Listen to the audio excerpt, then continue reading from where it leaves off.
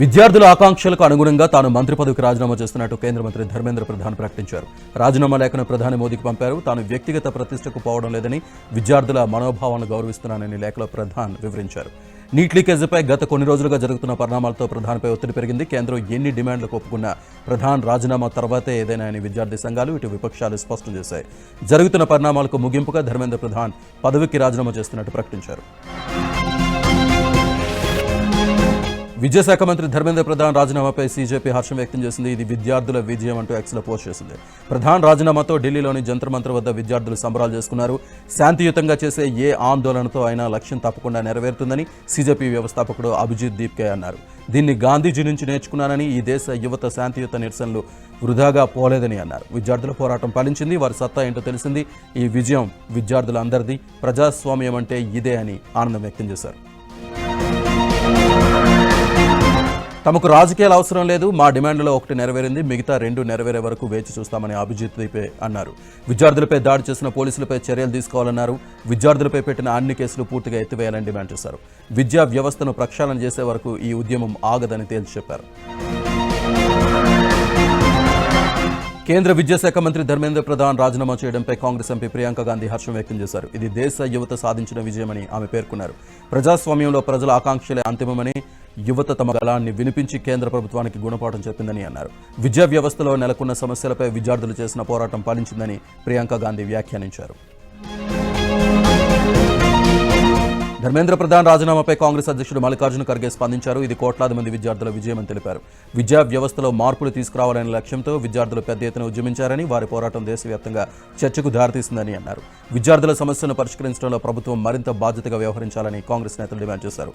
విద్యా వ్యవస్థలో పారదర్శకత, నాణ్యత పెంచేందుకు చర్యలు తీసుకోవాలని కోరారు. కేంద్ర మంత్రి ధర్మేంద్ర ప్రధాన్ రాజీనామాతో విద్యా వ్యవస్థ పునర్నిర్మాణానికి ముందడుగు పడిందని రాహుల్ గాంధీ అన్నారు. దేశ భవిష్యత్తు కోసం విద్యార్థులు వీధుల్లోకి వచ్చి పోరాడారని, వారి పట్ల గర్వపడుతున్నానని ట్వీట్ చేశారు.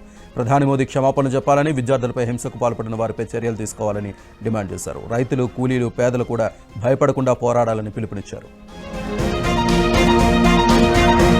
కేంద్ర మంత్రి ధర్మేంద్ర ప్రధాన్ రాజీనామా చేయడంతో పలువురు రాజకీయ, సామాజికవేత్తల ఎక్స్ వేదికగా ట్వీట్లు చేశారు. దేశంలో యువత దెబ్బకు ఎవరైనా దిగిరావాల్సిందేనని అన్నారు. ఇక 22 రోజుల పాటు దీక్ష చేసి ఆసుపత్రిలో చికిత్స పొందుతున్న సోనం వాంగ్చుక్ ఎక్స్ వేదికగా విక్టరీ సింబల్తో ఫోటోను షేర్ చేశారు.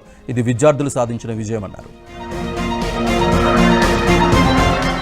ఇది విద్యార్థులు సాధించిన విజయమని సీజేపీ అధికార ప్రతినిధి అశుతోష్ రాంకా తెలిపారు. ధర్మేంద్ర ప్రధాన్ రాజీనామా చేయడంతో తాము దీక్షను విరమిస్తున్నట్టు తెలిపారు.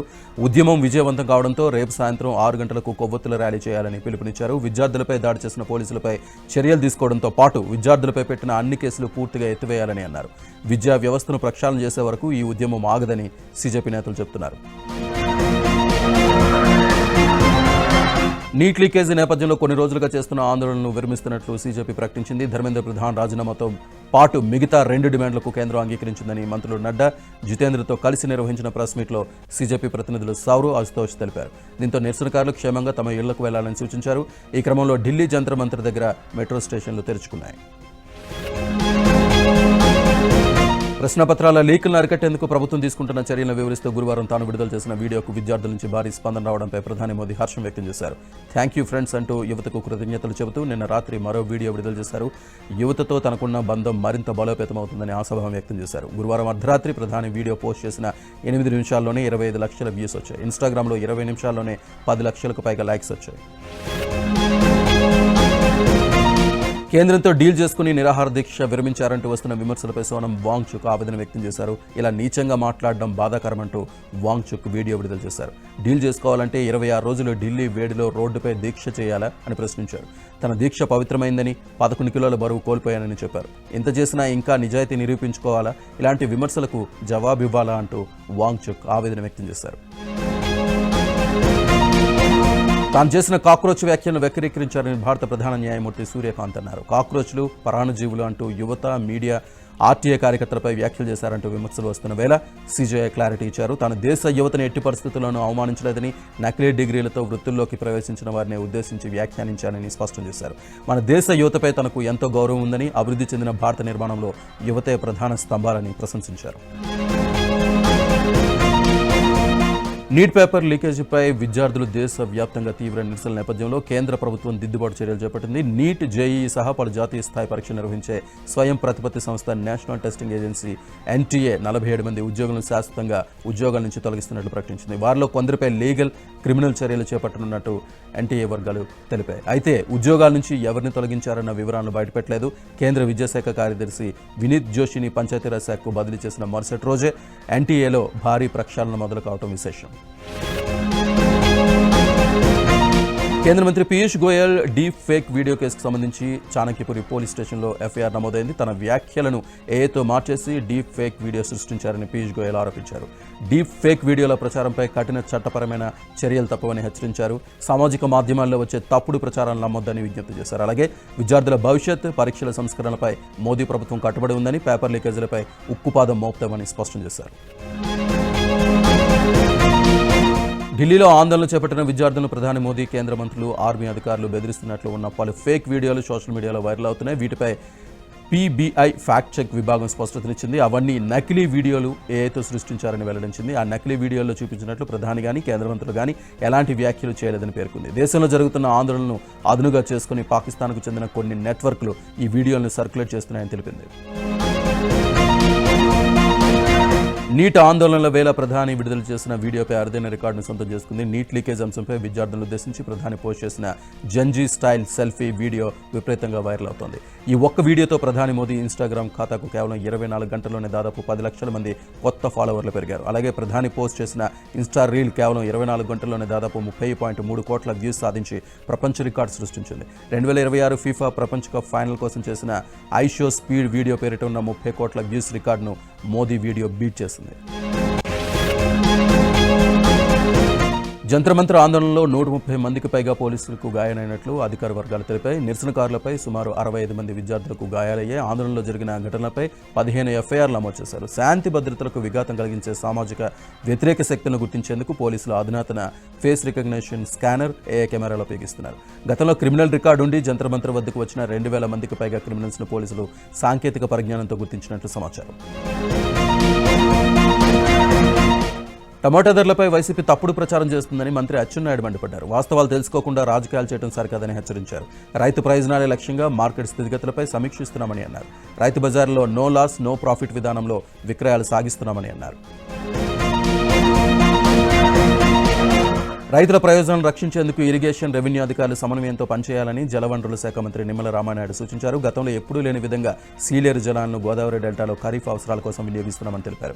పుష్కర కాలువ, ఏలేరు వ్యవస్థ ద్వారా వచ్చే నీటిని తాగునీటి అవసరాలకు, ఆరుతడి పంటలకే వినియోగించాలని సూచించారు. పుష్కర కాలువ, ఏలేరు ద్వారా తూర్పుగోదావరి, కాకినాడ, విశాఖ జిల్లాల్లో సుమారు 55 లక్షల మంది ప్రజలకు తాగునీరు అందించాల్సి ఉందని వివరించారు. గోదావరి, కృష్ణా డెల్టాల ఇరిగేషన్, సీసీ, ఎస్సీలతో మంత్రి టెలికాన్ఫరెన్స్ నిర్వహించారు. విశాఖ జిల్లా వేపగుంట సింహపురి కాలనీ దగ్గర ఏర్పాటు చేసిన ఏపీఎస్ఆర్టీసీ ఈవీ ఛార్జింగ్ స్టేషన్ను మంత్రి రాంప్రసాద్ రెడ్డి ప్రారంభించారు. కూటమి ప్రభుత్వం వచ్చాక ఎలక్ట్రిక్ బస్సులు కొనుగోలు ప్రారంభించామని, ఎట్టి పరిస్థితుల్లోనూ ఆర్టీసీని ప్రైవేట్ పరం చేయబోమని మంత్రి స్పష్టం చేశారు. సింహాచలం అప్పన్నస్వామి కొండ కింద సింహపురి కాలనీ దగ్గర 10 కోట్లతో నిర్మించిన ఎలక్ట్రికల్ డిపోని ప్రారంభించడం చాలా సంతోషంగా ఉందని అన్నారు. కార్మికులు, ప్రయాణికులు తమకు 2 కలని మంత్రి రాంప్రసాద్ చెప్పారు. బీసీల గురించి మాట్లాడే అర్హత జగన్కు, వైసీపీకి లేదన్నారు టీడీపీ జాతీయ ఉపాధ్యక్షుడు బుద్దా వెంకన్న. జగన్ సీఎంగా ఉన్నప్పుడు ఒక్క బీసీకి కూడా మేలు చేయలేదన్నారు. బీసీ వర్గాలు వైసీపీకి వ్యతిరేకంగా ఉన్నాయన్న కారణంతో బీసీ గర్జన పేరుతో జగన్ మరో నాటకానికి తెరలేపారని బుద్దా వెంకన్న మండిపడ్డారు. జగన్ పాదయాత్రలు నమ్మే రోజులు పోయాయని ఎమ్మెల్యే గోరంట్ల బుచ్చయ్య చౌదరి విమర్శించారు. హత్యలు చేసేవారిని, బియ్యం దొంగతనంగా అమ్మేవారిని ఆయన ప్రోత్సహించారని ఆరోపించారు. జగన్ అవినీతికి కేంద్ర బిందువని అన్నారు. ఏపీ హోంమంత్రి అనిత ఎక్స్ అకౌంట్ హ్యాక్ అయింది. దీంతో హోంమంత్రి కార్యాలయ అధికారులు అలర్ట్ జారీ చేశారు. అకౌంట్ నుంచి అనధికారిక పోస్టులు జరుగుతున్నట్లు గుర్తించిన అధికారులు పోస్ట్ చేసిన అంశాలను అధికారికంగా పరిగణించొద్దని సూచించారు. అకౌంట్ హ్యాక్ అవడంపై ఇప్పటికే ఫిర్యాదు చేశారు. హ్యాక్ చేసిన వారిని గుర్తించేందుకు అకౌంట్ రికవరీకి ప్రయత్నాలు జరుగుతున్నాయి. నంద్యాల జిల్లా గోస్పాడు మండలం యాలూరులో వైసీపీకి భారీ షాక్ తగిలింది. మాజీ మంత్రి శిల్పా మోహన్ రెడ్డి సమీప బంధువైన కైప శివరామరెడ్డితో పాటు మరో 150 మంది వైసీపీని వీడారు. నంద్యాల ఎమ్మెల్యే మంత్రి ఫారూక్ సమక్షంలో నేతలందరూ అధికారికంగా టీడీపీలో చేరారు. ముఖ్యమంత్రి చంద్రబాబు పాలన, నంద్యాలలో మంత్రి ఫారూక్ చేస్తున్న అభివృద్ధి తమ చేరికకు కారణమని నేతలు తెలిపారు. చిత్తూరు జడ్పీటీసీ సమావేశంలో రచ్చ జరిగింది. పోతులపట్టు ఎమ్మెల్యే మురళీమోహన్ జడ్పీటీసీ సభ్యుల మధ్య తీవ్ర స్థాయిలో వాగ్వాదం జరిగింది. గత వైసీపీ ప్రభుత్వంలో నిర్మించిన గ్రామ సచివాలయాల అంశంపై ఎమ్మెల్యే జడ్పీటీసీ సభ్యుల మధ్య వాగ్వాదం జరిగింది. సచివాలయాల నిర్మాణం అన్ని గ్రామాలకు అనువుగా ఏర్పాటు కాలేదని ఎమ్మెల్యే మురళీమోహన్ అనడంతో వైసీపీ సభ్యులు వాగ్వాదానికి దిగారు. దీంతో పరిస్థితి రసాభాసగా మారింది. ఎల్నినో సవాలుకు డ్రిప్ తుంపరు సేద్యమే పరిష్కారమని మైక్రో ఇరిగేషన్ కంపెనీలు రైతులకు అండగా నిలవాలని మంత్రి తుమ్మల పిలుపునిచ్చారు. మైక్రో ఇరిగేషన్ కంపెనీలతో మంత్రి తుమ్మల ప్రత్యేక సమావేశం నిర్వహించారు. డ్రిప్ వ్యవస్థల ఏర్పాటు వేగవంతం చేయాలని తుమ్మల ఆదేశించారు. పెండింగ్ డ్రిప్ పనులకు కార్యాచరణ ప్రణాళిక సిద్ధం చేయాలని సూచించారు. డ్రిప్తో తక్కువ నీరు, తక్కువ విద్యుత్, అధిక దిగుబడి సాధ్యమని చెప్పారు. ఆయిల్ పామ్ సాగుకు డ్రిప్ సదుపాయాలు వెంటనే కల్పించాలని, అవగాహన కార్యక్రమాల్లో మైక్రో ఇరిగేషన్ కంపెనీల ప్రతినిధులు తప్పనిసరిగా పాల్గొనాలని ఆదేశించారు. తుంగతుర్తి వివాదం మరింత ముదురుతోంది. తన నియోజకవర్గంలో వేలు పెడుతున్నారంటూ కోమటిరెడ్డి బ్రదర్స్ పై ఎమ్మెల్యే మందుల శామ్యూల్ తీవ్ర వ్యాఖ్యలు చేశారు. అయితే శామ్యూల్కు తానే టికెట్ ఇప్పించానని, ఓ తప్పుడు వ్యక్తిని నియోజకవర్గానికి తీసుకొచ్చారంటూ కోమటిరెడ్డి రాజగోపాల్ రెడ్డి ఘాటు వ్యాఖ్యలు చేశారు. మరోవైపు తుంగతుర్తి నియోజకవర్గంలో మండల అధ్యక్షుల వివాదంపై అధిష్టానానికి జగ్గారెడ్డి నివేదిక అందించనున్నారు. నిర్మల్ జిల్లా కాంగ్రెస్ అధ్యక్షుడు ఖానాపూర్ ఎమ్మెల్యే వెడ్మ బొజ్జుపై బాసర పోలీస్ స్టేషన్లో బీజేపీ నేతలు ఫిర్యాదు చేశారు. ప్రధాని మోదీపై అనుచిత వ్యాఖ్యలు చేసిన ఎమ్మెల్యే బొజ్జుపై చర్యలు తీసుకోవాలని ఫిర్యాదులు పేర్కొన్నారు. ఎమ్మెల్యే హోదాలో ఉండి ప్రధానమంత్రిపై తప్పుడు మాటలు మాట్లాడిన ఎమ్మెల్యేపై కేసు నమోదు చేయాలని కోరారు. ఎమ్మెల్యేకు వ్యతిరేకంగా నినాదాలు చేస్తూ ఆయన తీరుపై ఆగ్రహం వ్యక్తం చేశారు. కూచిపూడి నృత్యం వినోదం అందించడమే కాదని విజ్ఞానాన్ని కూడా పంచుతుందని మాజీ ఉపరాష్ట్రపతి వెంకయ్యనాయుడు అన్నారు. శిల్పకళా వేదికలో పుట్ట లక్ష్మీప్రసాద్, తేజ దంపతుల కుమార్తె ధన్యప్రసాద్ కూచిపూడి రంగ ప్రవేశం సందర్భంగా ఏర్పాటు చేసిన కార్యక్రమంలో వెంకయ్యనాయుడు, ఎంపీ పురంధేశ్వరి ముఖ్య అతిథులుగా పాల్గొన్నారు. తెలుగు సంస్కృతికి కూచిపూడి నృత్యం చిరునామాగా మారిందన్నారు. యామినిరెడ్డి శిష్యురాలైన ధన్యప్రసాద్ కూచిపూడి నృత్య ప్రదర్శనతో కళాప్రియులను అలరించారని తెలిపారు. ఈ సందర్భంగా వారిని సత్కరించారు. అనంతపురంలో జేఎన్టీ ఏర్పాటు చేసి 80 ఏళ్లు పూర్తయిన సందర్భంగా పోస్టల్ స్టాంప్ విడుదల చేశారు. జేఎన్టీలోని ఎన్టీఆర్ ఆడిటోరియంలో ఏర్పాటు చేసిన ఈ కార్యక్రమానికి డిఆర్డీఓ మాజీ చైర్మన్, ఏపీ ప్రభుత్వ సలహాదారు సతీష్ రెడ్డి ముఖ్య అతిథిగా హాజరయ్యారు. జేఎన్టీలో తాను చదవడం సంతోషంగా ఉందని, 80 ఏళ్ల తర్వాత పోస్టల్ స్టాంప్ విడుదల చేయడం ఆనందంగా ఉందని సతీష్ రెడ్డి అన్నారు. జేఎన్టీలో చదివిన ఎంతో మంది విద్యార్థులు ఇప్పుడు ఉన్నత పదవుల్లో ఉన్నారని తెలిపారు. విద్యుత్ కోతలు నిరసిస్తూ జోగులాంబ గద్వాల జిల్లాలో బీజేపీ ఆధ్వర్యంలో రైతులు ఆందోళనకు దిగారు. కేటీదొడ్డి మండలం మైలగడ్డలో రైతులు ధర్నాకు బీజేపీ నేత స్నిగ్ధారెడ్డి మద్దతు తెలిపారు. వ్యవసాయ బోర్లకు న్యాయమైన విద్యుత్ అందడం లేదని ఆరోపించారు. లో వోల్టేజ్ విద్యుత్ అంతరాయాలతో రైతులు ఇబ్బందులు పడుతున్నారని అన్నారు. 4 రోజుల్లో సమస్యకు పరిష్కారం చూపకపోతే సబ్స్టేషన్ను ముట్టడిస్తామని హెచ్చరించారు. ఏజెన్సీ ప్రాంతంలో గిరిజనుల కష్టాలు తెలిసినవే. ముఖ్యంగా స్కూలుకు వెళ్లే చిన్నారులు ప్రాణాలకు తెగించి వాగు దాటి వెళ్లాల్సిన పరిస్థితి ఆందోళన కలిగిస్తోంది. పోలవరం జిల్లా మారేడుమిల్లి మండలం పుల్లంగి పంచాయతీ కెచ్చలవాడలో చిన్నారులకు ఈ కష్టాలు తప్పలేదు. గత ఏడాది కురిసిన వర్షాలకు వాగుపై వేసిన బండ కొట్టుకుపోయింది. దీంతో కెచ్చలవాడ గ్రామస్తులకు కష్టాలు మొదలయ్యాయి. ప్రస్తుతం వాగు దాటేందుకు గ్రామస్తులు చెట్టు దొంగలు వేసుకుని దాటాల్సి వస్తుంది. స్కూల్ పిల్లలు తమ ప్రాణాలకు తెగించి వాగు దాటి స్కూలుకు చేరుకోవాల్సి వస్తుంది. ఇప్పటికైనా అధికారులు స్పందించి వాగుపై వంతెన నిర్మించాలని ప్రభుత్వాన్ని కోరుతున్నారు. మధ్యమత్తులో ప్రధానోపాధ్యాయుడు స్కూల్లో పడిపోయిన ఘటన అల్లూరు జిల్లాలో వెలుగు చూసింది. చింతపల్లి మండలం లోతుగడ్డ స్కూల్ కాంప్లెక్స్ పరిధిలో పిన్నపాడు గిరిజన సంక్షేమ ప్రాథమిక పాఠశాలలో మెగా పేరెంట్స్ టీచర్స్ మీటింగ్ నిర్వహించారు. ఈ సమావేశానికి పాఠశాల హెచ్ఎం కేవీ రమణ హాజరయ్యారు. ఆయన అప్పటికే పూర్తిగా మధ్యమత్తులో తూలుతూ కనిపించారు. కనీసం నిలబడలేక బెంచ్ పైన పడిపోయారు. ఈ దృశ్యాలు సోషల్ మీడియాలో వైరల్గా మారాయి. ప్రధానోపాధ్యాయుడు రమణపై కఠిన చర్యలు తీసుకోవాలని జిల్లా కలెక్టర్ను విద్యార్థుల తల్లిదండ్రులు, స్థానికులు డిమాండ్ చేస్తున్నారు. అనకాపల్లి జిల్లా కోటవురెట్ల కస్తూర్బా గాంధీ విద్యాలయంలో స్టూడెంట్స్ తీవ్ర అస్వస్థతకు లోనయ్యారు. కలుషిత ఆహారంతో 25 మంది విద్యార్థులకు విరోచనాలయ్యాయి. వీరిలో 4 స్టూడెంట్స్ తీవ్ర అస్వస్థతకు లోనయ్యారు. వీరిని స్థానిక కమ్యూనిటీ హెల్త్ సెంటర్కు తరలించి చికిత్స అందించారు. మిగతా విద్యార్థులకు డాక్టర్లు ఓఆర్ఎస్ ప్యాకెట్లు, యాంటీబయాటిక్ టాబ్లెట్స్ అందించారు. నంద్యాల జిల్లా ఆత్మకూరులోని ప్రముఖ పుణ్యక్షేత్రం సప్తనది సంగమేశ్వరంలో తొలి ఏకాదశి వేడుకలు ఘనంగా జరుగుతున్నాయి. క్షేత్రానికి చేరుకున్న వేలాది మంది భక్తులు సప్తనదుల సంగమంలో పుణ్యస్నానాలు ఆచరించి స్వామివారిని దర్శించుకుంటున్నారు. పశ్చిమ ద్వారం వేదికపై కొలువైన నందీశ్వరుడు, లలితాదేవి అమ్మవారు, పంచశివలింగాలకు అర్చకులు, భక్తులు ప్రత్యేక పూజలు, అభిషేకాలు నిర్వహిస్తున్నారు. మరోవైపు రవాణా సౌకర్యాలు లేకపోవడంతో క్షేత్రానికి చేరుకునేందుకు భక్తులు తీవ్ర అవస్థలు పడుతున్నారు. క్షేత్రానికి భక్తులు పోటెత్తడంతో స్వామివారి స్పర్శ దర్శనాన్ని రద్దు చేశారు. తొలి ఏకాదశి సందర్భంగా నాగర్ కర్నూలు జిల్లా బల్మూరు మండలం బాణాల శివార్లోని అటవీ ప్రాంతంలో వెలిసిన లొద్ది మల్లయ్య పుణ్యక్షేత్రానికి భక్తులు పోటెత్తారు. భక్తి శ్రద్ధలతో లొద్ది మల్లయ్య శివలింగాన్ని దర్శించుకుని మొక్కులు తీర్చుకున్నారు. వాగులు, వంకలు, కొండలు, కోణలు సైతం దాటుకుంటూ కాలినడకన వచ్చి స్వామివారిని దర్శించుకుంటున్నారు. మల్లయ్య అంటూ భక్త జనాల శివనామ స్మరణలతో నల్లమల అటవీ ప్రాంతం మారుమోగుతోంది. కృష్ణా జిల్లా కొమరవోలులో దివంగత ఎన్టీఆర్ సతీమణి బసవతారకం శత జయంతి ఘనంగా జరిగింది. ఎన్టీఆర్ కుటుంబ సభ్యులు నందమూరి మోహనకృష్ణ తన కుటుంబ సభ్యులతో కలిసి కొమరవోలును సందర్శించారు. ఎన్టీఆర్ బసవతారకం విగ్రహాలకు పూలమాలలు వేసి నివాళులర్పించారు. తమ మాతృమూర్తి పుట్టిన ఇంటిని చూసేందుకు రావడం తమకు ఎంతో సంతోషంగా ఉందని, మొదటిసారి ఈ ప్రాంతానికి రావడం గర్వంగా ఉందని, ఒక ట్రస్ట్ ఏర్పాటు చేసి పేదలకు సేవ చేయనున్నట్టు కుటుంబ సభ్యులు తెలిపారు. తిరుమల సమీపంలో గల జపాలి తీర్థంలో కొద్ది రోజులుగా తాగునీరు తెల్లగా రావడం భక్తులను ఆశ్చర్యానికి గురిచేస్తుంది. చూసేందుకు నీరు తెల్లగా కనిపించినా రుచిలో మాత్రం మార్పు లేదని భక్తులు చెబుతున్నారు. శ్రీవారి ఆలయానికి 5 కిలోమీటర్ల దూరంలో జపాలి తీర్థం ఉంది. ఇది అటవీ ప్రాంతంలో కొలువై ఉండడంతో నిత్యం ఎగువ నుంచి జపాలి తీర్థంలోకి నీరు ప్రవహిస్తూ ఉంటుంది. జపాలి తీర్థంలో నీళ్ల రంగు మారినా రుచి బాగుందని, ఇది దేవదేవుని మహిమగా భక్తులు చెబుతున్నారు. మరోవైపు ఈ మార్పుపై టీటీడీ ఆరోగ్య శాఖ అధికారులు విచారణ ప్రారంభించారు. తెలంగాణలో రైతుల సంక్షేమం కోసం భద్రాచలం సీతారామచంద్రస్వామి దేవస్థానంలో ప్రత్యేక వరుణయాగం నిర్వహించారు. మంత్రి కొండా సురేఖ సూచనలతో వర్షాలు సమృద్ధిగా కురిసి రైతులు సుభిక్షంగా ఉండాలని స్వామివారి సన్నిధిలో అర్చకులు, వైదిక సిబ్బంది ప్రత్యేక పూజలు నిర్వహించారు. రైతు క్షేమంగా ఉంటేనే దేశం క్షేమంగా ఉంటుందనే భావనతో ఈ ప్రత్యేక యాగాన్ని నిర్వహిస్తున్నట్లు దేవస్థాన అధికారులు తెలిపారు. వర్షాలు లేక రైతులు అల్లాడిపోతున్నారు. మరోపక్క వర్షాల కోసం యాగాలు, శివయ్యకు నీళ్లు పోసి పూజలు చేస్తున్నారు. కానీ ఇక్కడ కొత్త ఆచారంతో వర్షాలు సమృద్ధిగా కురిసి పాడి పంటలు బాగా పండాలని ఓ గ్రామం బయ్యన్న తాత గుట్టపై భక్తి శ్రద్ధలతో పూజలు చేశారు. నాగర్ కర్నూలు జిల్లా పెంట్లవెల్లి మండలం గోపాలపురం గ్రామ రైతు కమిటీ ఆధ్వర్యంలో వర్షం కోసం ఈ ప్రత్యేక పూజలు చేశారు. తెలుగువారి తొలి పండుగగా భావించే తొలి ఏకాదశి సందర్భంగా నెల్లూరు జిల్లా ప్రసిద్ధ పుణ్యక్షేత్రం పెంచలకోన శ్రీ లక్ష్మీ నరసింహస్వామి దేవస్థానం ఆధ్యాత్మిక శోభతో కళకళలాడింది. దేవాదాయ ధర్మాదాయ శాఖ ఆధ్వర్యంలో ఆలయ నందనవన పుష్కరిణి వద్ద వరుణ జపాన్ని వేద మంత్రోచ్చారణల మధ్య అత్యంత వైభవంగా నిర్వహించారు. రాష్ట్రంలో సమృద్ధిగా వర్షాలు కురిసి పాడి పంటలు సమృద్ధిగా పండాలని, ప్రజలు సుఖశాంతులతో జీవించాలని ఆకాంక్షిస్తూ స్వామివారి పుష్కరిణికి ప్రత్యేక వరుణ జపం నిర్వహించారు. జగిత్యాల జిల్లా పోరండ్రలో విషజ్వరాలు కలకలం రేపాయి. విషజ్వరాలతో 2 చిన్నారులు ప్రాణాలు కోల్పోయారు. దీంతో పోరండ్రలో ప్రత్యేక వైద్య శిబిరాలు ఏర్పాటు చేసి ఇంటింటికి ఆరోగ్య పరీక్షలు నిర్వహిస్తున్నారు. జ్వరం, వాంతులు, విరేచనాలు వంటి లక్షణాలుంటే వెంటనే ఆసుపత్రికి వెళ్లాలని వైద్యులు సూచిస్తున్నారు. హైదరాబాద్లో భారీ జీఎస్టీ ఎగవేత కేసు వెలుగులోకి వచ్చింది. ఎకోరెన్ ఎనర్జీ ఎండీ ఎర్నేని లక్ష్మీప్రసాద్ను జీఎస్టీ అధికారులు అరెస్ట్ చేశారు. 64.5 కోట్ల నకిలీ ఐటీసీ క్లైమ్ ఆరోపణలు రావడంతో నకిలీ ఇన్వాయిస్లతో ఐటీసీ పొందినట్టు అభియోగాలున్నాయి. షెల్ కంపెనీల నెట్వర్క్తో మోసం చేసినట్టు గుర్తించారు. వాళ్ళు బ్యాంకు ఖాతాల ద్వారా నిధులు మళ్లించినట్టు తేల్చారు. జీఎస్టీ ఎగవేత కేసులో లక్ష్మీప్రసాద్కు నాంపల్లి ఏసీబీ కోర్టు ఆగస్టు 7 వరకు జ్యుడిషియల్ కస్టడీ విధించింది. అన్నమయ్య జిల్లా మదనపల్లిలో చోరీకి గురైన ఏటీఎంను పోలీసులు గుర్తించారు. జాతీయ రహదారి పక్కనే ఉన్న ఎస్బీఐ ఏటీఎం మిషన్ను అర్ధరాత్రి దుండగులు ఎత్తుకెళ్లారు. అడ్డుకునేందుకు వచ్చిన స్థానికులను తుపాకులతో బెదిరించి అక్కడి నుంచి పరారయ్యారు.